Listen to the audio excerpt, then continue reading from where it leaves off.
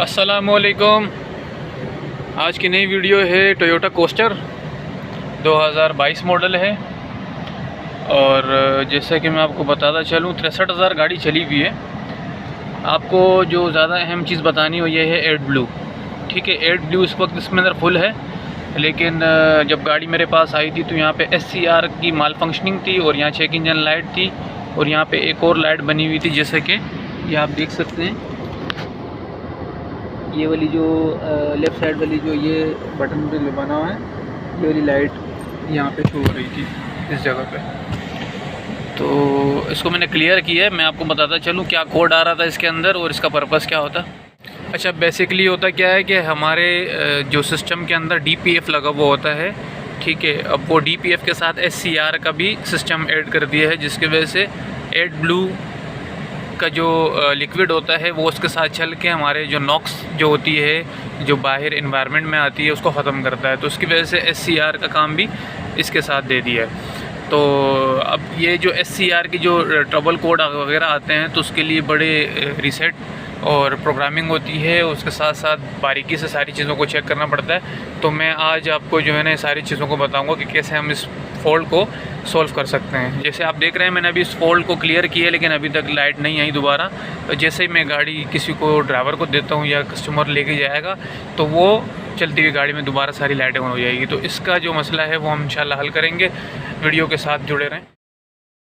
So basically code हमारे पास ये है P204B और इस कोड को हम देखते हुए चलेंगे। तो मैं आपको इसे बताता चलूँ कि ये आप देखें एड ब्लू लिखा हुआ नज़र आ रहा है आपको। ये कोस्टर के अंदर दो ऐसे फिलर केप होंगे और एक तरफ डीजल डलेगा, दूसरी तरफ आपका एड ब्लू डलेगा।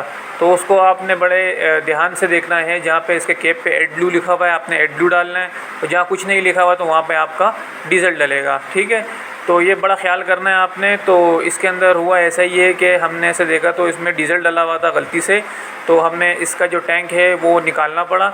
और टैंक निकालने के साथ साथ इसमें हमने वो चीज़ भी देखनी थी कि हमने एक तो डीजल इसमें से निकालना था, और दूसरा इसका जो ये जो रिडक्टेंट प्रेशर गेज लगा हुआ है पूरी असम्बली, और ये इसका जो लेवल सेंसर है वो लगा हुआ है। तो हम इसमें ये देखेंगे कि अब इसके अंदर इशू क्या है जिसकी वजह से हमारे पास SCR की माल फंक्शनिंग आ रही है।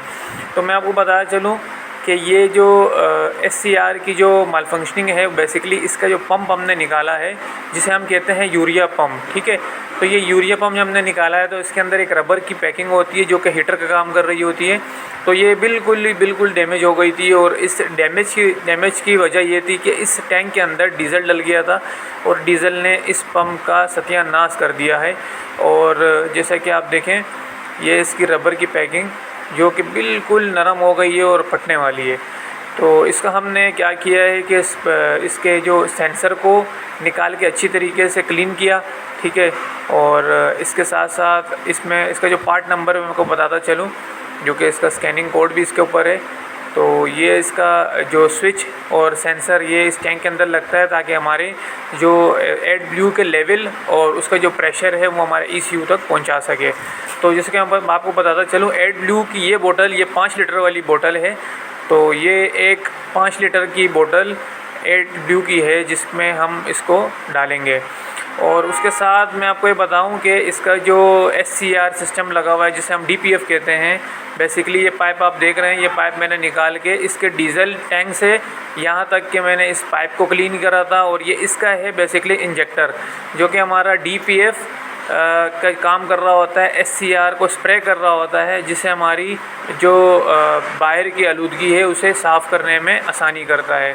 तो ये आप देखें ये काफ़ी बहुत बड़े साइज़ में है ये, और ये बहुत ही प्योर और यूरो 6 का जो प्रॉपर काम होता है वो ये कर रहा होता है।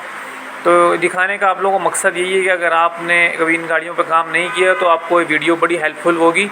और मैं आपको बताता चलूँ कि इसका जो ECU की लोकेशन है वो ECU की लोकेशन यहाँ पे है। और इसका जो पार्ट नंबर है, ज़्यादातर लोगों को पार्ट नंबर चाहिए होता है क्योंकि ज़्यादातर लोग इसकी प्रोग्रामिंग करके इस सिस्टम को ऑफ़ करा देते हैं। तो ये इसका ECT है, इलेक्ट्रॉनिक कंट्रोल ट्रांसमिशन, और ये है इसका इंजन ECU। और ये बड़े कनेक्टरों वाला ECU है इसका, कि अगर आपने सिस्टम को ऑफ़ कराना है तो आप इस नंबर का सॉफ्टवेयर मंगवा के सिस्टम को ऑफ़ कर सकते हैं। सो एडब्ल्यू डालने के बाद और सिस्टम को रिप्लेस करने के बाद मैंने गाड़ी को स्टार्ट किया। स्टार्ट करने के बाद मेरे पास जो लाइटें आ रही थी वो मुसलसल वैसे ही आ रही थी।